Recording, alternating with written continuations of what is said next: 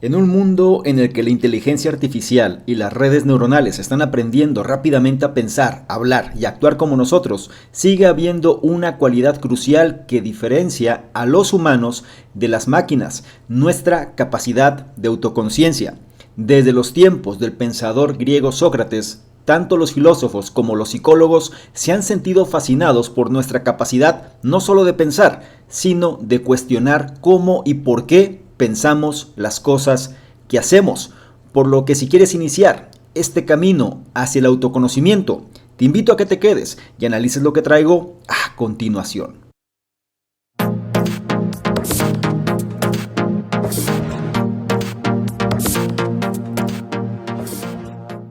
¿Qué tal? Muy buenos días, buenas tardes, buenas noches, independientemente de la hora en la que estés analizando esta información. Es un placer para mí que pases parte de tu tiempo en tu propia formación, en que seas una mejor versión respecto a quien fuiste el día anterior. Y en esta ocasión vamos a hablar del autoconocimiento. En términos científicos se le conoce más como la metacognición, que es la forma que pensamos sobre lo que pensamos. En pocas palabras, muchas veces nosotros estamos a la deriva de nuestros pensamientos, estamos reaccionando a las circunstancias, sin embargo muchas veces esta reacción no es la más adecuada.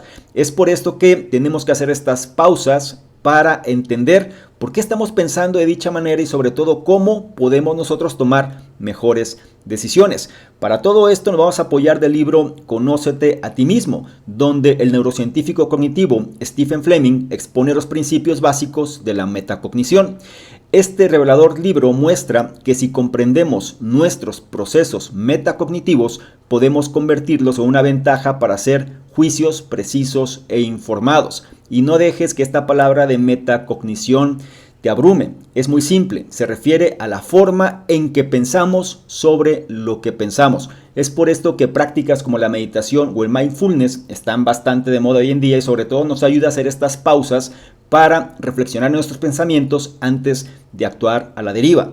Es importante que entiendas que hoy en día esta capacidad de autoconciencia es un campo de estudio neurocientífico por derecho propio, el campo de la metacognición. Entender los procesos metacognitivos puede ayudarnos a pensar mejor, a tomar decisiones más agudas y evitar errores críticos. Por suerte, no hace falta ser un neurocientífico formado para aplicar alguno de los principios clave de la metacognición a tu propio pensamiento.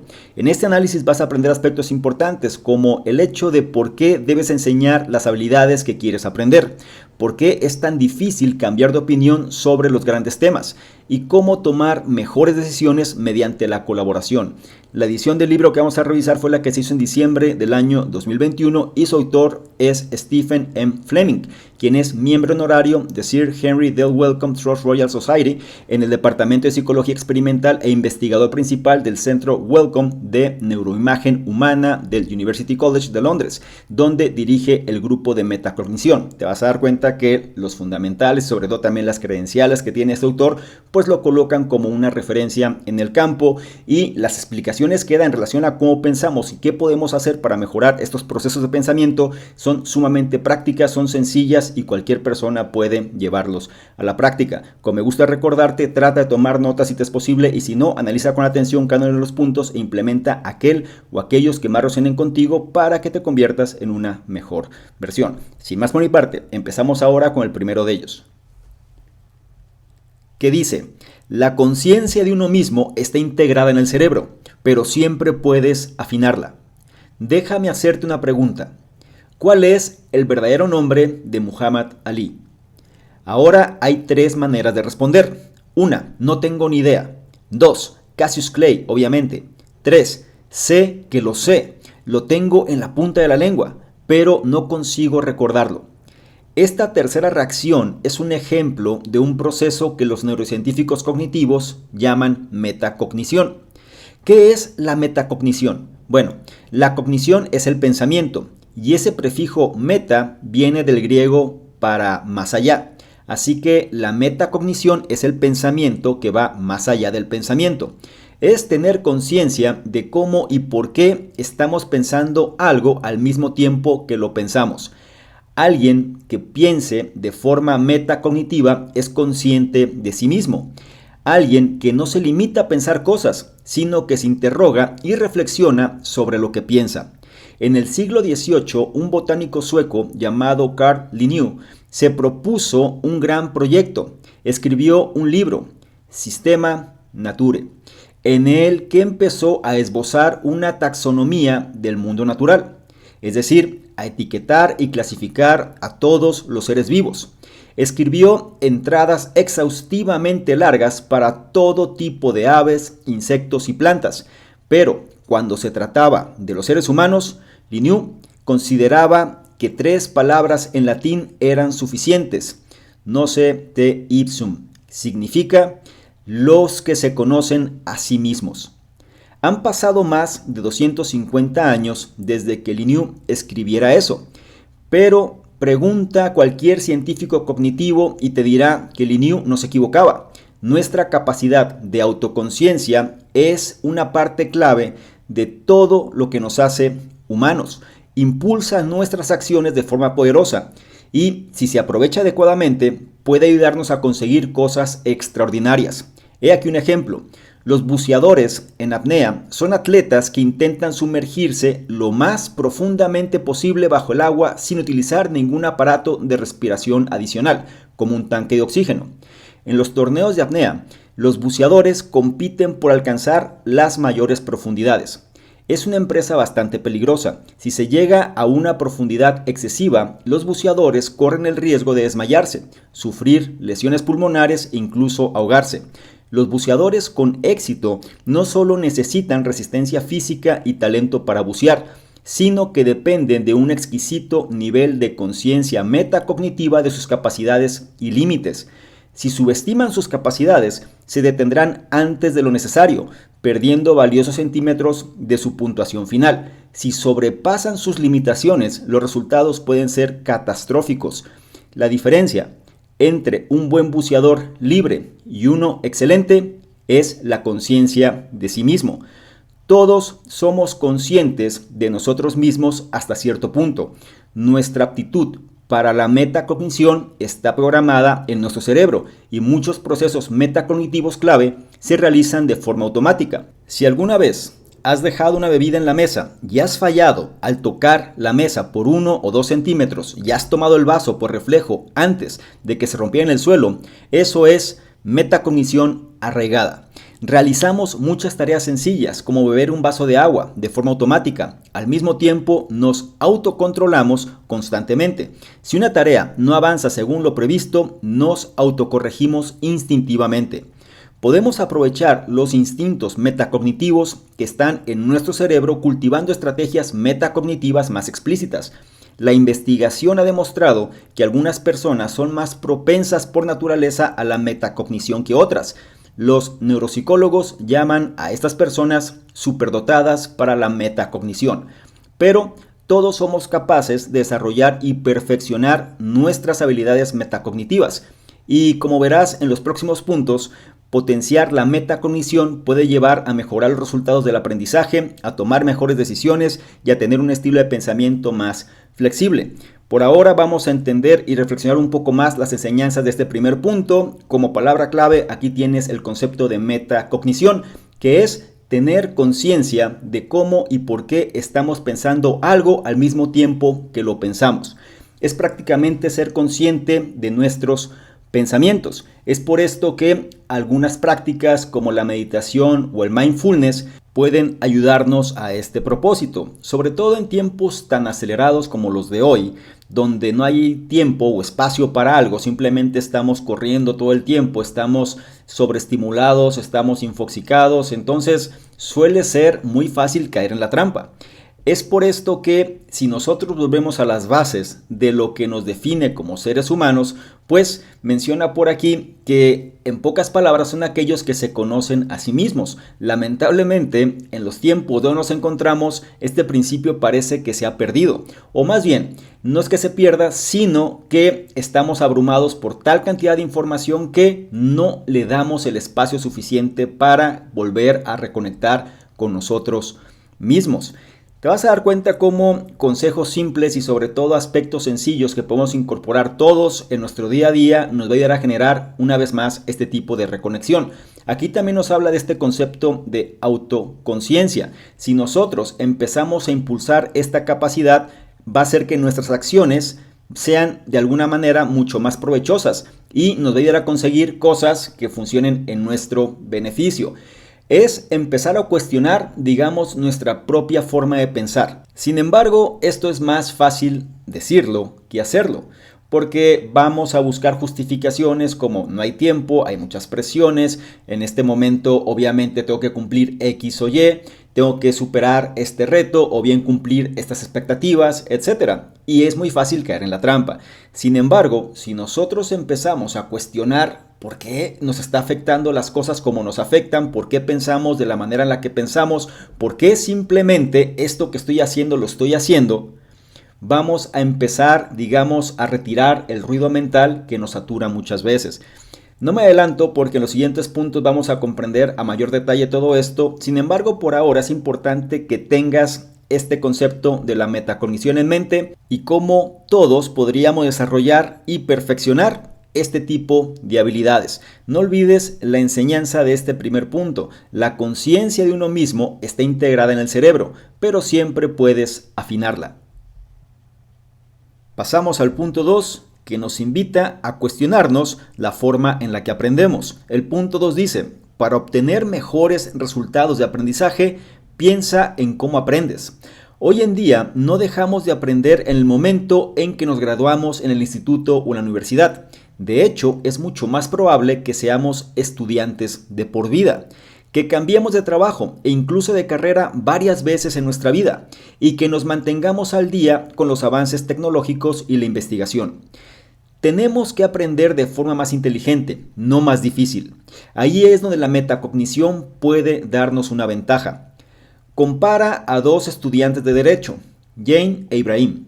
Son igual de estudiosos e igual de competentes en teoría jurídica, pero Jane está más dotada para la metacognición. Un día, su profesor anuncia un examen sorpresa para mañana. Ibrahim repasa metódicamente sus apuntes, pero tiene muchos de ellos y poco tiempo para prepararlos. Jane, por su parte, pone en marcha su modo metacognitivo. Analiza el material, juzga los temas que conoce bien y los que necesita repasar, y concentra su tiempo de estudio en consecuencia. Jane aprueba el examen. ¿Lo ves? Nuestros resultados educativos no solo tienen que ver con lo que aprendemos, sino también con cómo lo hacemos y dónde aplicamos nuestros conocimientos. En el siglo XX, los educadores dejaron de lado el aprendizaje memorístico y empezaron a prestar atención a los diferentes estilos de aprendizaje de los individuos. Los teóricos propusieron que cada persona tenía un estilo de aprendizaje preferido. Algunos estudiantes eran aprendices pictóricos que respondían mejor a la información visual. Otros eran aprendices cinéticos, que aprendían a través del movimiento y así sucesivamente. ¿Quieres saber algo interesante? No hay pruebas que demuestren que los estudiantes que se identifican como aprendices pictóricos rindan peor en las tareas orientadas, por ejemplo, a los aprendices verbales o cinéticos. Pero los psicólogos cognitivos han observado que los alumnos se sienten más seguros aprendiendo en el estilo con el que se identifican.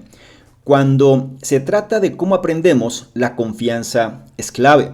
Si nos sentimos seguros de nuestra capacidad para realizar una tarea, es mucho más probable que la llevemos a cabo. El psicólogo Albert Bandura ideó un concepto que explica nítidamente esto. Lo llama autoeficacia. La autoeficacia es la creencia general en tus talentos y capacidades. Los estudiantes con una alta autoeficacia tienden a superar a sus compañeros en el contexto del aula, pero va más allá. Una alta autoeficacia se correlaciona con una mayor persistencia, así como un mayor rendimiento. Además de tener un buen rendimiento, los estudiantes con alta autoeficacia son menos propensos a abandonar cuando una tarea se vuelve difícil, lo que a su vez mejora su rendimiento. Pero también es posible tener demasiado de algo bueno. La abundancia de confianza puede crear una distorsión metacognitiva, por lo que los alumnos sobreestiman sus conocimientos y su capacidad. Por suerte, los psicólogos de la educación han ideado una estrategia infalible para mantener la confianza bajo control. La mejor manera de que los alumnos juzguen su propia capacidad, mencionan, es enseñar a otra persona. Explicar un concepto o articular un proceso a otra persona puede hacer explícitos tus propios conocimientos y límites. Existe un fenómeno conocido como la ilusión de la profundidad explicativa. Básicamente, solemos creer que sabemos más de lo que realmente sabemos. Por ejemplo, puedes creer que sabes cómo funciona una bombilla eléctrica, pero cuando intentas explicárselo a otra persona en voz alta, te das cuenta rápidamente de que hay algunas lagunas cruciales en tu comprensión. Además, los seres humanos tenemos una extraña peculiaridad. Somos mucho más propensos a identificar y corregir los errores cuando los cometen otras personas. Incluso cuando nosotros mismos hemos cometido ese mismo error sin saberlo. Por eso, corregir a otro alumno puede ser la mejor manera de que los alumnos reconozcan sus propios errores. Para ser un estudiante exitoso de por vida, aplica tus poderes metacognitivos a tu forma de aprender. Evalúa tus habilidades, cultiva la confianza y crea estrategias para evitar las distorsiones metacognitivas. Repasemos entonces las enseñanzas de este punto número 2 que trae varios consejos prácticos que podemos incorporar a nuestro día a día. La base de todo esto es que tenemos que aprender de forma más inteligente, no más difícil. ¿A qué se refiere esto? Muchas veces nosotros nos colocamos en un entorno que no es el más propicio para llevar a cabo esta tarea. Es decir, si tenemos que aprender algo pero nos genera demasiada incomodidad, va a resultar difícil que podamos continuar haciendo esa actividad. Entonces se trata que seamos más inteligentes. Menciona por aquí que los resultados educativos no solo tienen que ver con aquellas cosas que aprendemos, sino con cómo lo aprendemos y también dónde aplicamos esos conocimientos. Si nosotros estamos en un entorno óptimo para aplicar los conocimientos y sobre todo sentirnos cómodos en la forma en la cual lo realizamos, va a ser mucho más factible que podamos continuar. Si esto lo llevamos a un ámbito laboral, te vas a dar cuenta que muchas veces esto no se cumple. Es decir, puedes estar en un entorno el cual no es donde tú te puedes empeñar mejor, sin embargo, son las reglas del trabajo donde estás y entonces te tienes que adecuar a las mismas. Esto también sucede en las escuelas o en cualquier instituto donde te estén enseñando cosas.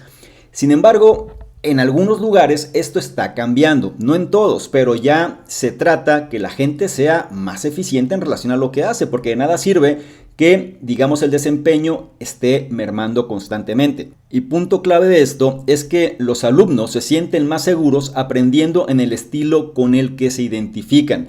¿Por qué? Porque al momento que nosotros hacemos una actividad, si queremos generar el mejor resultado, la confianza es clave. Menciona que si nos sentimos seguros en relación a nuestra capacidad sobre una tarea en específico, es mucho más factible que la podamos realizar.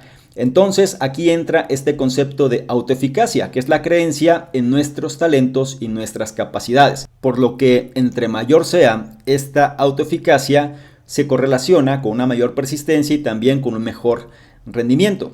Pero, como suele suceder, mucho de algo pues no siempre es bueno. Si nosotros tenemos un elevado nivel de autoeficacia, pues puede crear lo que los científicos llaman esta distorsión metacognitiva. En pocas palabras, solemos creernos mucho mejor de lo que somos y entonces dejamos de lado una gran cantidad, digamos, de circunstancias, de datos o aspectos relevantes simplemente porque el ego nos va a dominar. Lo bueno es que hay una alternativa muy efectiva para mitigar esta condición, que es el hecho de enseñar a otra persona.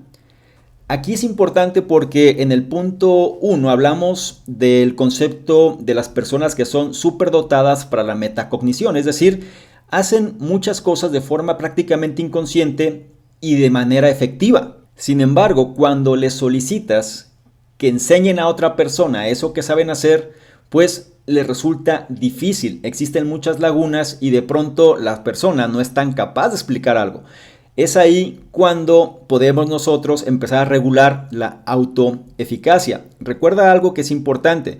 Las personas suelen tener esta facultad de la ilusión de la profundidad explicativa. Es decir, solemos creer que sabemos más de lo que realmente sabemos. Y a su vez, nuestra propia naturaleza nos lleva a ser más eficaces en detectar errores ajenos que los propios.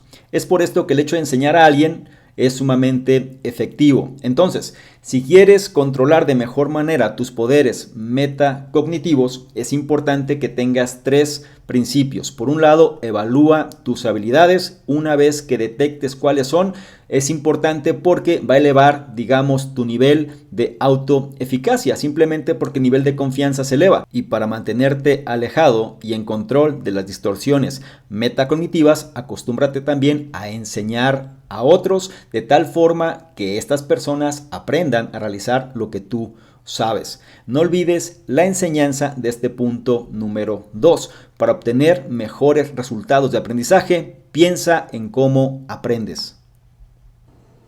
Es turno del punto 3 que nos explica cómo tomar mejores decisiones. El punto 3 dice, una decisión puede parecer correcta. Eso no significa que lo sea. En 2012, Mark Linas era un defensor del medio ambiente que se oponía apasionadamente a los alimentos modificados genéticamente. Incluso había destruido ilegalmente cultivos transgénicos con la ayuda de un machete. En 2013, Mark Linas se puso de pie frente a la Conferencia de Agricultura de Oxford y declaró que habiendo profundizado en la ciencia, ahora creía que la agricultura transgénica era crucial para una agricultura sostenible. No por ello dejaba de ser un ecologista comprometido, pero en este tema había dado un giro completo. La pregunta es, ¿por qué es tan notable la historia de Mark? Porque cambiar de opinión, sobre todo en un tema que nos apasiona, no es fácil. Ya sea que tomemos una posición sobre los cultivos transgénicos, que elijamos un sabor de helado o una pareja romántica a largo plazo. Si tomamos una decisión con un alto nivel de confianza, es más probable que sintamos que hemos tomado la decisión correcta. Una vez tomada la decisión, nos redoblamos con una dosis de lo que se llama sesgo de confirmación. Esencialmente, una vez que hemos tomado una decisión, nuestro cerebro procesa fácilmente cualquier otra prueba que confirme nuestra decisión, pero es reacio a procesar la información que la contradice. Eso no es un problema si realmente tomamos la decisión correcta. ¿El problema cuál es? Bueno, somos expertos en convencernos de que hemos tomado la decisión correcta incluso cuando no es así. Los psicólogos realizaron un pequeño experimento en los supermercados. Un puesto ofrecía 2 muestras de mermelada. Los compradores probaron ambas y se les pidió que eligieran su sabor favorito. Luego se les dio lo que creían que era otra muestra de su mermelada preferida y se les pidió que explicaran por qué les había gustado.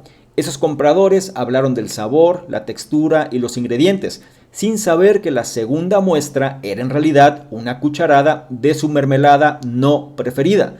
Sorprendentemente se convencieron de que el sabor que habían rechazado inicialmente era superior. Y tal vez eso esté bien para una decisión de bajo riesgo sobre la preferencia de la mermelada. Pero cuando se trata de decisiones más importantes como terminar una relación, cambiar de trabajo o adoptar una postura política, nuestra tendencia a trincherarnos en las decisiones puede tener consecuencias dolorosas. Entonces, ¿cómo podemos encontrar un equilibrio entre el pensamiento fijo y el pensamiento flexible? Una vez más, todo se reduce a la confianza. Cuando abordamos una decisión con un alto nivel de confianza en que somos correctos, tendemos a ser asertivos y eficaces en nuestras elecciones. Una vez tomadas, es probable que las mantengamos. Cuando abordamos una decisión con un menor nivel de confianza en nuestra elección, es probable que tomemos decisiones más lentas y juiciosas y que estemos más abiertos a puntos de vista y posibilidades que compiten entre sí. ¿Cómo se aplica la metacognición? Sería la pregunta. Puede que se reduzca a ser consciente de la confianza que tienes en tus elecciones. No anules automáticamente las dudas o recelos. Utilízalos como herramientas para poner a prueba tu decisión. Por supuesto, aprovechar la baja confianza es una hazaña difícil de llevar a cabo en una sociedad como la nuestra que valora el exceso de confianza. Un interesante estudio mostró imágenes de video de personas tomando decisiones a un público. El público calificó a las personas que elegían con rapidez y seguridad como más atractivas y fiables que las que dudaban, hablando sobre su elección y sopesando sus opciones. Esto es así incluso cuando los sujetos más seguros de sí mismos tomaban claramente malas decisiones. No es de extrañar que los políticos y los directores generales estén tan dispuestos a proyectar decisión. Y ahí es donde entra la paradoja. Cultivar una baja confianza puede conducir a una mejor toma de decisiones, pero inspirar a otros para que sigan tu ejemplo requiere una imagen de asertividad muy segura. Para lograr un equilibrio óptimo entre la proyección de competencia y la toma de decisiones inteligentes, prueba un viejo truco utilizado por los jugadores de póker, que se refiere a esta cuestión del poker face o un farol.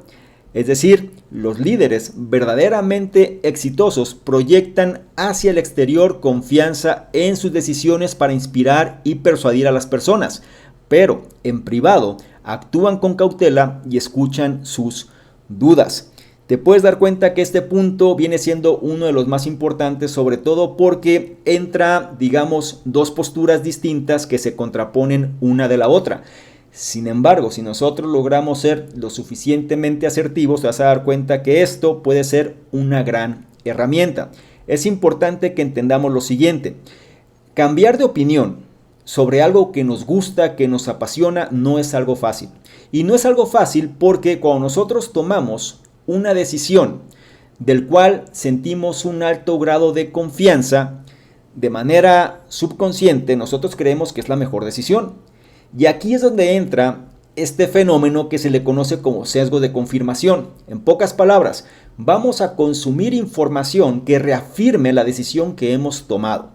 Es decir, cuando te tomó demasiado tiempo decidir algo y una vez que tomas la decisión, no la vas a cambiar rápidamente. Al contrario, muchas veces lo que vas a hacer es reafirmar lo que acabas de decidir para sentirte más seguro y para elevar precisamente tu nivel de confianza. Menciona que nuestro cerebro procesa fácilmente cualquier otra prueba que confirme nuestra decisión y va a rechazar casi de forma automática aquellas que la contradicen.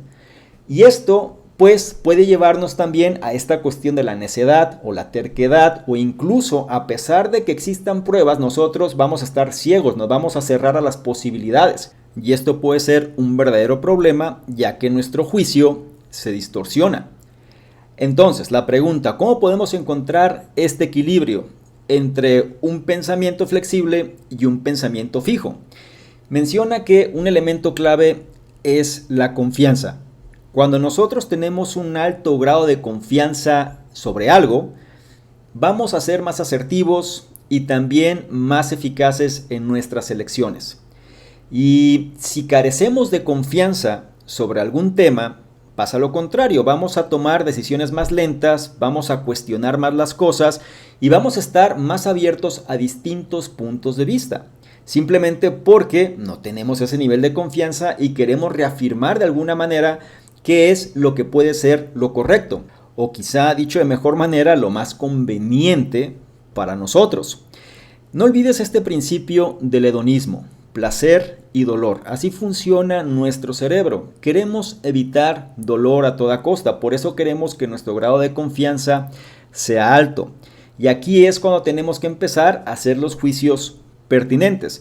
No por nada te digo que hay que ser eclécticos en la información, no tenemos que dejarnos llevar nada más por lo que nosotros creemos o lo que nos gustaría o lo que va acorde a nuestro propio sistema de creencias, sino que vale la pena constatar los pensamientos opuestos y ser flexible en relación a tales puntos de vista. Aquí menciona que cuando nosotros empezamos a cultivar una baja confianza, que también es una buena estrategia, puede conducir a una mejor toma de decisiones. Porque, como mencionamos previamente, vamos a contemplar otras posibilidades y no nos vamos a dejar llevar por este sesgo de confirmación. Y esto, en la teoría, se escucha muy bien. Sin embargo, hay un ligero problema. Si nosotros queremos inspirar a otras personas, esto va a requerir que nosotros podamos proyectar una imagen de asertividad muy segura, ya que si la gente nos percibe como una persona que está dudando o que no está muy segura de la decisión que está tomando, el nivel de confianza decae. Recuerda, la gente quiere evitar dolor a toda costa y por esto muchas veces pues lo que las personas quieren es escuchar simplemente aquellas cosas que va a reafirmar este sesgo de confirmación. Aquí es donde nosotros tenemos que ser lo suficientemente inteligentes como para inspirar y persuadir a los demás, es decir, proyectar una imagen al exterior de confianza. Sin embargo, en privado vamos a tomar decisiones con cautela y también vamos a estar abiertos a otros puntos de vista, ya que de esto se trata el ser ecléctico, el considerar otros puntos de vista que no nada más vayan acorde a tu propio sistema de creencias e ir evolucionando en tu proceso de pensamiento. No olvides la enseñanza de este punto número 3. Una decisión puede parecer correcta, aunque eso no significa que lo sea.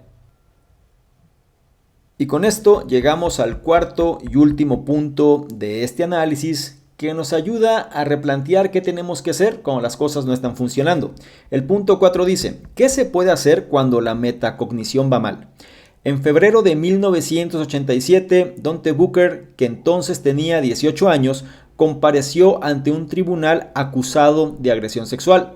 Su víctima lo eligió con seguridad en una rueda de reconocimiento y su testimonio fue lo suficientemente convincente para que el jurado declarara a Booker culpable.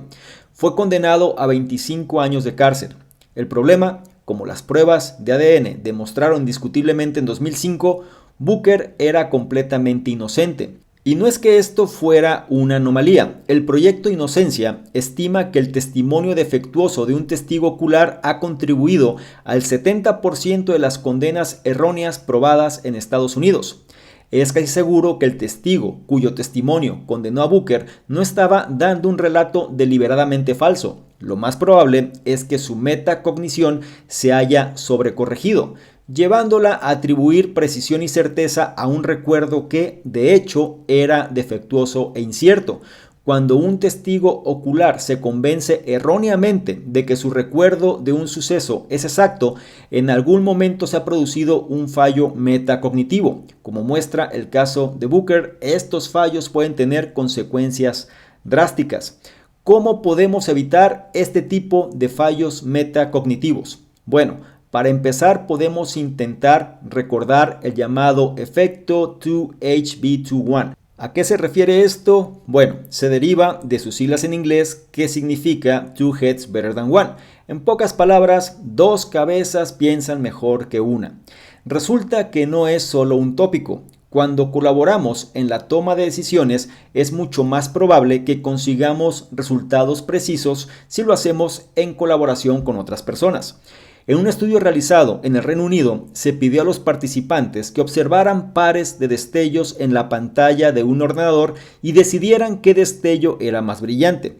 A continuación, emparejaron a esos individuos. Cada vez que no se ponían de acuerdo, las parejas tenían que volver a examinar las pruebas y llegar a una decisión conjunta. Sorprendentemente, incluso la pareja con menor puntuación obtuvo mejores resultados que el individuo con mayor puntuación. La pregunta es, ¿qué ocurre cuando alguien no está dispuesto a aceptar los puntos de vista de los demás? Entra a Twitter o Facebook y probablemente lo verás por ti mismo. Un sentido sesgado de la autoconciencia puede estar contribuyendo al contenido político cada vez más extremo, en ambos sentidos del espectro, que es tan frecuente en Internet. Curiosamente, parece que quienes son más dogmáticos en sus creencias políticas se identifiquen como de derecha o de izquierda, obtienen una puntuación baja en las pruebas de aptitud metacognitiva. Las personas con poca aptitud metacognitiva son más propensas a creer que tienen razón y que todos los demás están equivocados, menos propensas a cambiar de opinión cuando se les presenta información que contradice sus creencias y menos propensas también a buscar nueva información sobre temas en los que ya se han formado una opinión firme. Si alguna vez has participado en un debate político en internet y has tenido la sensación de estar gritando a una pared de ladrillos, bueno, en un sentido metacognitivo, en cierto modo lo estabas haciendo. La lección: si quieres ser un pensador flexible y adaptable, intenta relacionarte con personas cuyas creencias y opiniones difieran de las tuyas. Y vamos a repasar las enseñanzas de este punto número 4, que se refiere a los fallos metacognitivos, es decir, cuando caemos en estos sesgos, que en pocas palabras sería como darle fuerza a la razón sobre el resultado. Aquí es donde la humildad de pensamiento es importante. Nos habla de este efecto 2HP21, que es dos cabezas piensan mejor que una. Cuando nosotros colaboramos en la toma de decisiones con otras personas, es más probable que consigamos resultados precisos, simplemente porque no se basa nada más en nuestro propio punto de vista, sino que estamos contemplando otro tipo, digamos, de opciones, que esto va a robustecer precisamente el escenario en la toma de decisiones. Aquí la pregunta es: ¿qué ocurre cuando alguien no está dispuesto a aceptar los puntos de vista de los demás?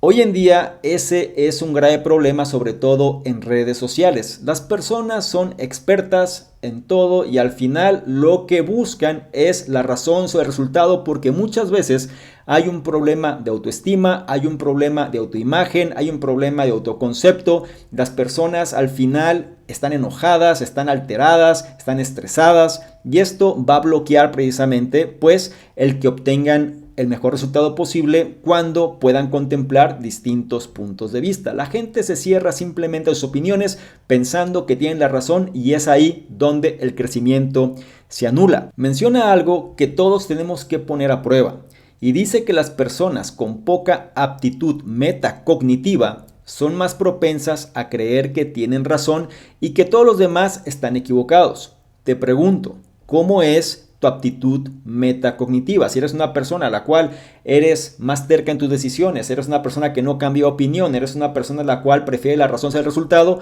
quizá tengas un bajo nivel de este tipo de aptitud.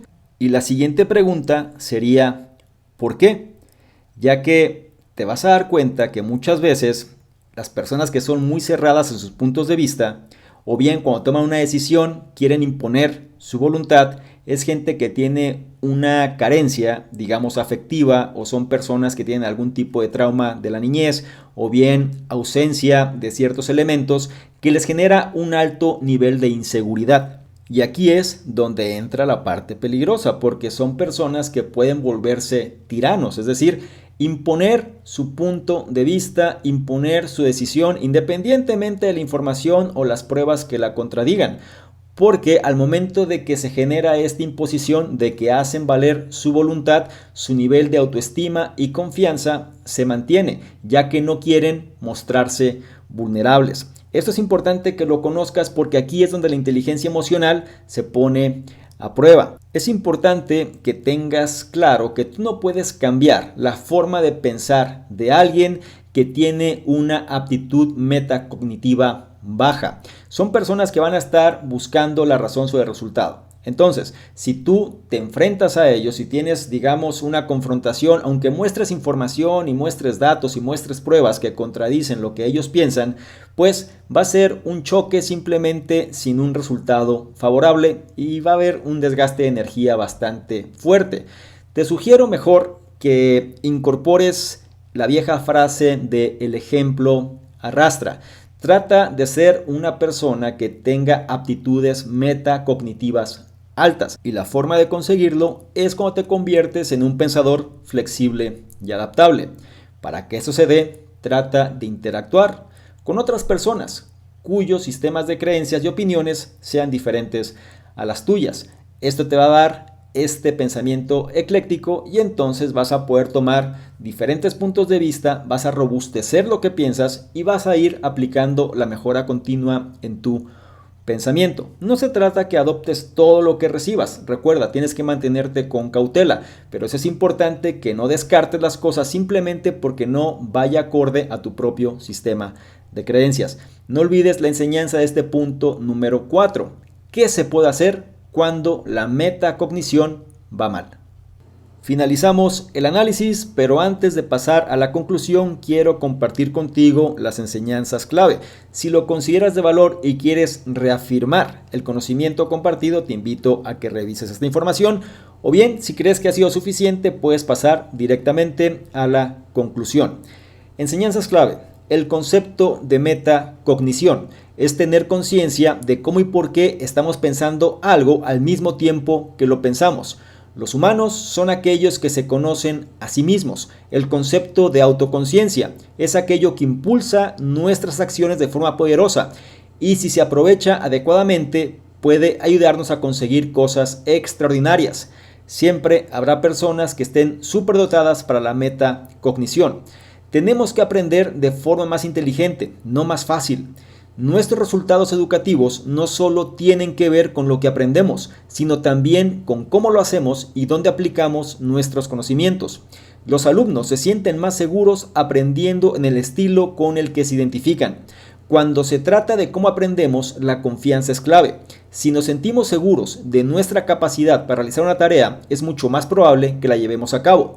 La autoeficacia es la creencia general en tus talentos y capacidades. Una alta autoeficacia se correlaciona con una mayor persistencia, así como un mayor rendimiento.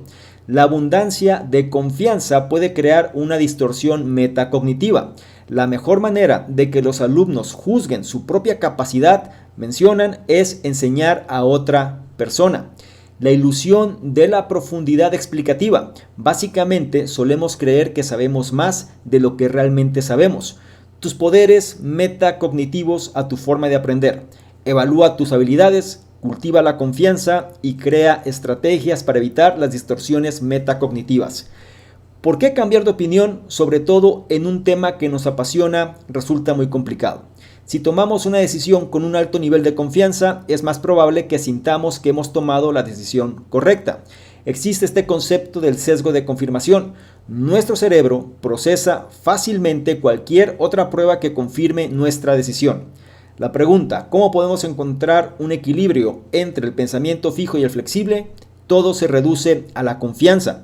Tendemos a ser asertivos y eficaces en nuestras elecciones. Es probable que tomemos decisiones más lentas y juiciosas y que estemos más abiertos a puntos de vista y posibilidades que compiten entre sí cuando el nivel de confianza es bajo. Cultivar una baja confianza puede conducir a una mejor toma de decisiones, pero inspirar a otros para que sigan tu ejemplo requiere una imagen de asertividad muy segura. Los líderes verdaderamente exitosos proyectan hacia el exterior confianza en sus decisiones para inspirar y persuadir a los demás, pero en privado actúan con cautela y escuchan sus dudas. ¿Cómo evitar tipos de fallos metacognitivos? Está el efecto dos cabezas piensan mejor que una. Cuando colaboramos en la toma de decisiones es mucho más probable que consigamos resultados precisos en términos colaborativos. ¿Qué ocurre cuando alguien no está dispuesto a aceptar los puntos de vista de los demás? Las personas con poca aptitud metacognitiva son más propensas a creer que tienen razón y que todos los demás están equivocados. Menos propensas a cambiar de opinión cuando se les presenta información que contradice sus creencias y menos propensas a buscar nueva información sobre temas en los que ya se han formado una opinión firme. Si quieres ser un pensador flexible y adaptable, intenta relacionarte con personas cuyas creencias y opiniones difieren de las tuyas. Es momento entonces de concluir este análisis con lo siguiente.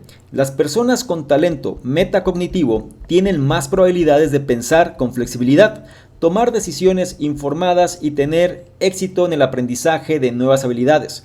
Por suerte, cuanto más autoconciencia aportes a tu propio proceso metacognitivo, más vas a potenciar tus habilidades metacognitivas. No olvides los puntos de este análisis. La conciencia de uno mismo está integrada en el cerebro, pero siempre puedes afinarla. Para obtener mejores resultados de aprendizaje, piensa en cómo aprendes. Una decisión puede parecer correcta, aunque eso no significa que lo sea. ¿Qué se puede hacer cuando la metacognición va mal? Y si me permites darte un consejo o acción, sería el siguiente. Aporta autoconciencia a las nuevas habilidades hasta cierto punto. Las investigaciones demuestran que los estudiantes dotados de capacidad metacognitiva son propensos a sobresalir en las etapas iniciales del aprendizaje de una nueva habilidad. Por ejemplo, el dominio del tenis. Sin embargo, en un momento dado, la habilidad se vuelve automática y la autoconciencia puede desviarles del camino. Cuando una nueva habilidad empiece a ser fluida y automática, intenta apagar la voz metacognitiva de tu cabeza y déjate llevar por la corriente. Cerramos el análisis. El libro en cuestión fue Conócete a ti mismo, un libro escrito por Stephen M.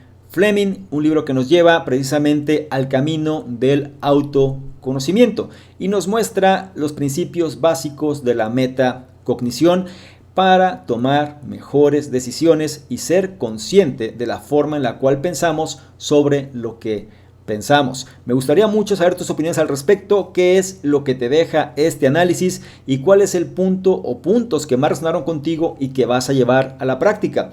Esto es importante porque eso es lo que hará que te conviertas en una mejor versión.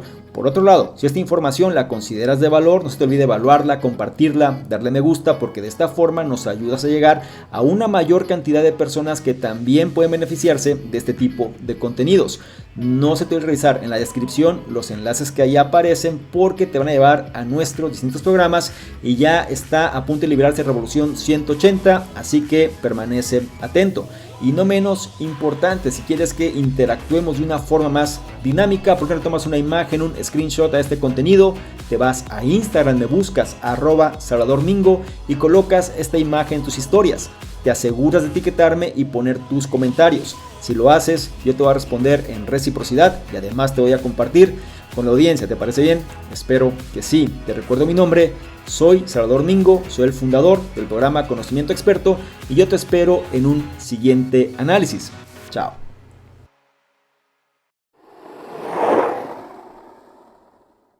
¿Qué tal? ¿Cómo estás? Por acá Salvador Mingo, un placer que estés revisando este contenido donde te voy a explicar precisamente qué consiste esta membresía del canal Conocimiento Experto. Son 3 niveles. El nivel número 1, miembros estándar, son personas que quieren tener una comunicación más directa. Es decir, actualmente recibimos muchos comentarios, dudas, preguntas, etcétera, y es difícil responder a todos. Por ende, vamos a diferenciar las personas que tienen un interés genuino de aquellos que simplemente son curiosos, y la membresía estándar es la base de ello. Las personas que formen parte de esta membresía van a tener prioridad para que sus dudas, preguntas, comentarios sean respondidas, ¿sí? Es decir, tengan respuesta en relación a lo que están comentando. Por otro lado, también van a ser los elegidos para apoyar en la selección de los libros de la semana. Es decir, actualmente dentro de la sección del Conocimiento Experto está análisis de libros y vamos a priorizar a estas personas para que sean ellos los que definan cuáles serían los siguientes libros a elegir. Y por otro lado, van a ser las personas que se van a enterar más rápidamente de notificaciones, promociones, información de poder y demás que vale la pena compartir.